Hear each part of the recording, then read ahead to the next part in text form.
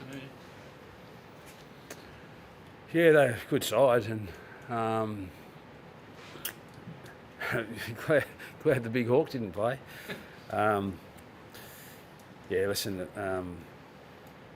but just around the contest, particularly early in the game when the game was really hot, they were just bigger and stronger and more polished around congestion, and they said, they had hawk out of their side, they had danger out of their side that would have helped them in that space too. So we know we're as a footy side, we endeavour was strong, and we tried hard, but we're just out muscled by a bigger group, and tried to correct that a little bit in the second half. We're a little bit better in that space, but probably the horse had bolted in terms of just them getting the ascendancy, the metres gained. The first 10 or 15 minutes of the game, game's just played predominantly in their half. They kicked 3 goals and set the pattern and the tone for the day really, and we're chasing tail. So they're a good side,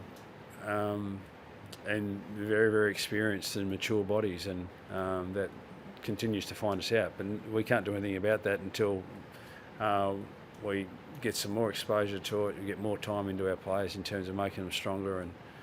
And but we've got, compared to the Geelong side, we're a bunch of pups really, in terms of both age and experience. So that's why I'm saying we know where we're at as a footy club. We've just got to keep persevering and giving them exposure to it, and bit by bit getting stronger, and both stronger in the mind but stronger physically as well. Given that you were outplayed for the first quarter of an hour, did you think positive things that you were still in there and a couple of goals that sort of... Yeah, well, the Geelong are, as I said earlier, a very, very good side. So we're pleased that we hung in there. We got ourselves back into the game in the first quarter to get it back to 4 goals to 3, and then they score a goal, with 3 seconds to go, right on the siren. So we're back into the contest, and pleased that at different stages we really challenged the Geelong side with some of our ball movement. But by and large, we recognised right from the get-go, particularly on this ground, you play on narrow type of grounds, the territory that you get from stoppage is actually critical. Now, the game wasn't decided, strangely enough, by the amount of goals that were scored from stoppage, whether that was centre bounce or between arc stoppages, but it was decided by the territory that the two teams could get or couldn't get, and they beat us in that space. And that meant there was, we're having to defend from a much longer pitch than we'd like, and basically I said to our match committee before the game, if the inside 50s are sort of reasonably equal, 50-50, then we'll give ourselves a chance to be in the game. But if it's 61 to 45 inside 50, we're probably going to get beaten by 6 to 10 goals, and that's the way that it panned out. You just can't give. And a lot of that is just the territory that you give up at stoppage, and we just needed to be better in that space. And a very, very young midfield group. We lost Colby in the first 10 minutes of the game with a chest or a rib injury, and that just and he's only a young guy too, but still learning the game and exposure to that area of the ground, and they were just too tough and too strong for us. Is it tactical or just the way the game panned out? Charlie Common, just as an example, went sideways a few times at half back. Is that something you wanted to do, or is that just a trap for young players? Yeah, well, it's a little bit to do with the Geelong defence. They forced you to do that at different stages. They've got such a strong down the line presence that at different stages you try to go around them. But where we actually had some success was when we did take the ground, and so it's just finding that balance between when you try and go around and when you go down the line. And right at the moment, we're sometimes making good decisions in that space and sometimes not. But that's what an experienced side does to you. And so full credit to Geelong. They're where they are on the ladder for a reason. They're a really, really tough side to beat, particularly down here. And we at different stages moved the ball really, really well against them, but we just couldn't do it consistently enough to really threaten them on the scoreboard. There was at times that you guys were a little bit messy or sloppy with the ball. Is that Geelong's pressure or is it experience? What do you... Well, it's all of the above, really.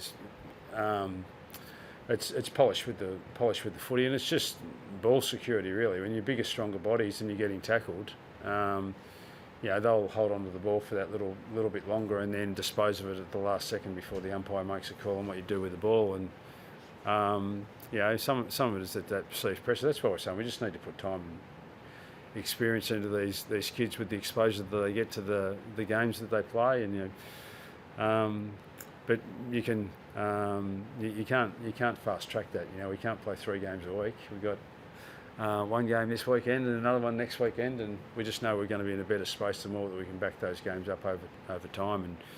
And if you look at some of the really, really strong sides in the competition, they've got really, really experienced lists, and all we know is that we're going to be more experienced next year and more experienced the year after that, and hopefully at some point the wheel turns where we're the more experienced side and the more polished, and some of the other sides who are experienced now have to regenerate their lists and go a little bit younger, because that's where the future for this footy club is. Were you happy with Biggie's debut? He showed good signs.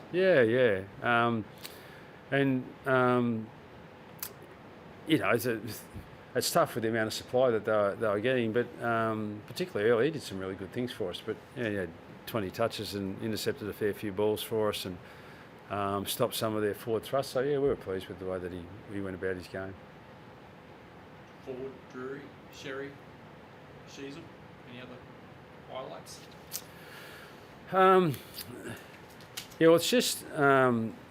It's just these guys who continue to get exposure. As I said, I'll just be saying the same thing really, and we just got to keep working at our game. There are parts of the game today that knew it was a tough challenge coming down here, but there were parts of our game that we're really, really pleased with. We've been working on some things, and we controlled the ball really well at different stages and just didn't give it back to Geelong. But then other stages we, because of their pressure, and but when we talk about their pressure, we out-tackled them. A little bit to do with them having the ball a fair bit, but we had more of the footy than they did. We made it difficult for them to get it back off us at different stages, but bottom line is the polish of their side when they go forward. I think there was a stage in the third quarter, start of the third quarter, where we just break out of through the middle of the ground, and George just misses a kick to Jai, and Tucker just misses a kick to. Geelong are hopelessly out of position on those plays, and they should be goals to us, and we just don't capitalise on those chances, and that's the polish that you're searching for. The Geelong side is just more composed in those sort of situations, and we're just a little bit rushed, or we just missed the kick, or I think it was 30 clanger kicks to their 15. Well, 15 clanger kicks are just like straight to the opposition.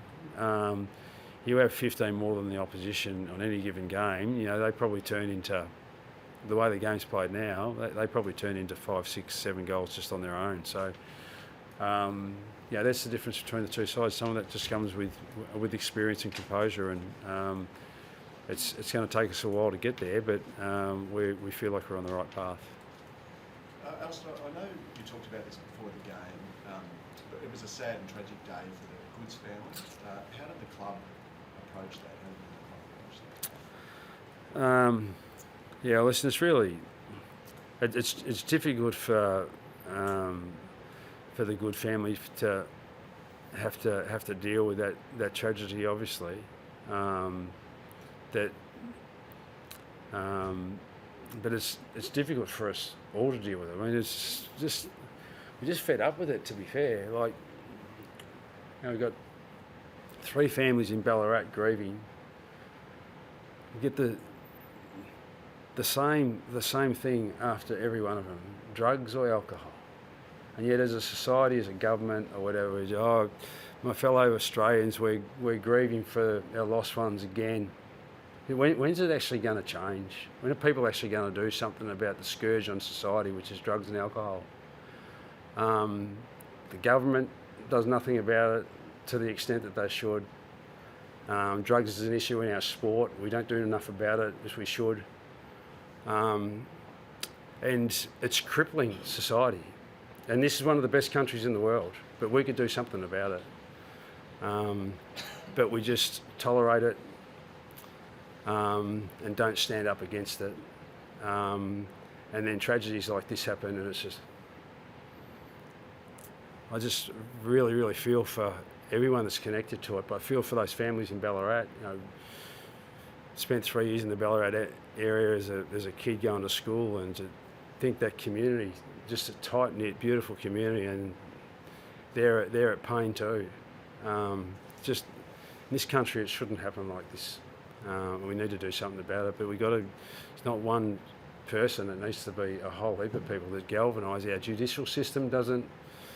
So many times these incidents happen and say, oh, yeah, he was out on bail or parole or whatever, and it's just like, oh,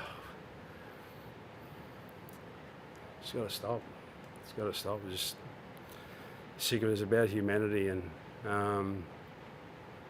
that poor little girl, Harriet, without her mum now. Ash Good was a beautiful, beautiful lady. Bloody tragedy. Bloody tragedy.